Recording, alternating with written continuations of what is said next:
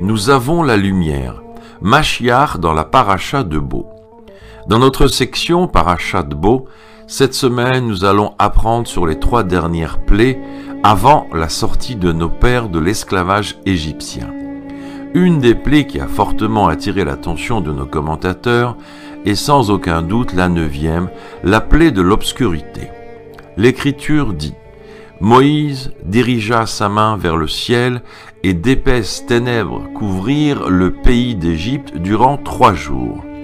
On ne se voyait pas l'un et l'autre, et nul ne se leva de sa place durant 3 jours, mais tous les enfants d'Israël jouissaient de la lumière dans leur demeure. » Imaginez-vous ce qu'a pu se passer en Égypte à ce moment-là, en pleine journée, soudainement, une obscurité totale.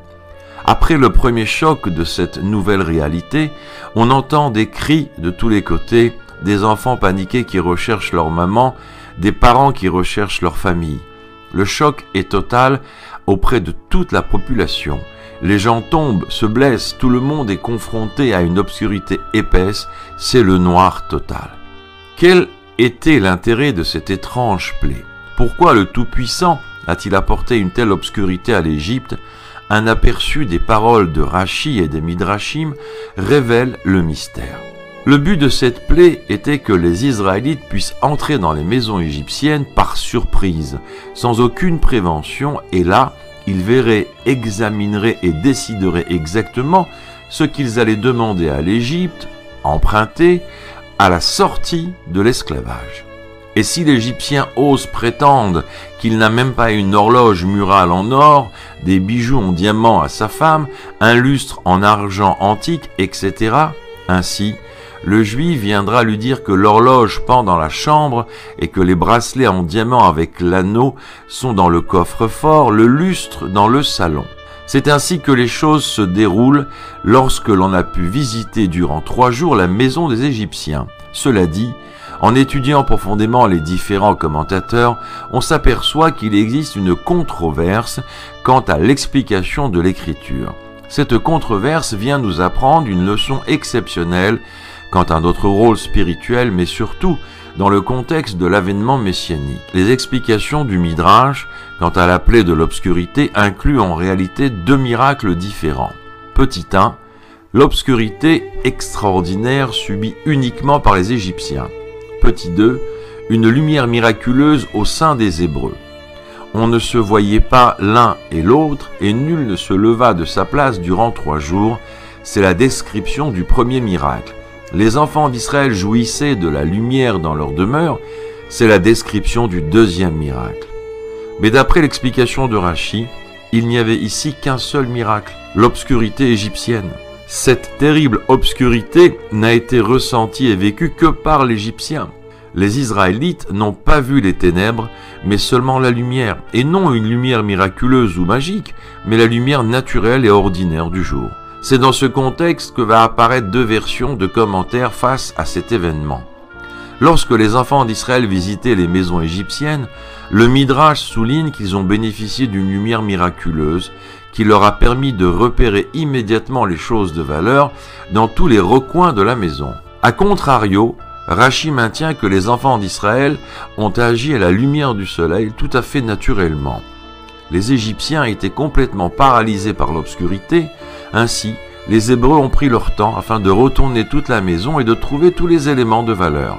Pour résumer, le Midrash précise que le repérage des choses de valeur dans la maison égyptienne fut réalisé à l'aide d'une lumière magique miraculeuse, alors que Rashi maintient que tout s'est déroulé de la façon la plus naturelle à la lumière du soleil. Dans un premier temps se pose la question: quel est l'intérêt de tous ces événements et pour quelles raisons doit-on retourner les maisons égyptiennes afin de trouver tous ces trésors? La réponse est: c'est ainsi que Dieu a voulu que les enfants d'Israël récupèrent de la façon la plus naturelle ce butin qui a été promis lors de l'alliance avec Abraham à la fin de l'esclavage. Cet énorme trésor ne constitue pas uniquement une quantité d'or, d'argent et de pierres précieuses. Dans chaque élément matériel réside une étincelle divine enfermée en quelque sorte dans cette chose. C'est le cas de tous ces objets de valeur possédés par le peuple égyptien. En réalité, c'est la richesse spirituelle qui demeure dans ces éléments matériels qui va être le moteur de toute cette action. L'objectif est d'acquérir les objets afin de libérer ces étincelles divines en consacrant toutes ces richesses à la sainteté, à la Kedusha. Et c'est précisément dans l'endroit le plus bas spirituellement qu'il faut agir afin d'élever cette matière à un degré spirituel élevé. C'est ainsi que l'on peut dévoiler la lumière infinie de Dieu dans l'avènement messianique. À la lumière de cette explication va naître un message important, édifiant et profond pour notre génération. Nous aussi, nous sommes dans l'obscurité, la double obscurité de l'exil. Nous avons parfois le même ressenti que l'Égyptien, perdus, frustrés et brisés, incapables de nous retrouver, incapables de nous tenir droit et de faire un pas en avant. Nous sommes bloqués. Puis intervient le miracle divin, qui même dans l'obscurité nous permet de percevoir le Tout-Puissant orchestrer différents événements ainsi que des actes merveilleux et parfois contre nature qui subliment notre compréhension.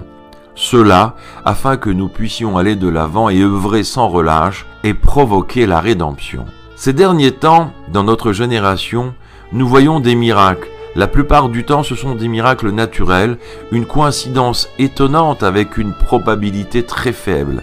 Comme le commentaire de Rashi, en Égypte, le Tout-Puissant nous a fait des prodiges et a provoqué une obscurité miraculeuse sur l'Égypte afin que nous puissions accomplir un travail spirituel et trouver de manière naturelle ce que nous voulons.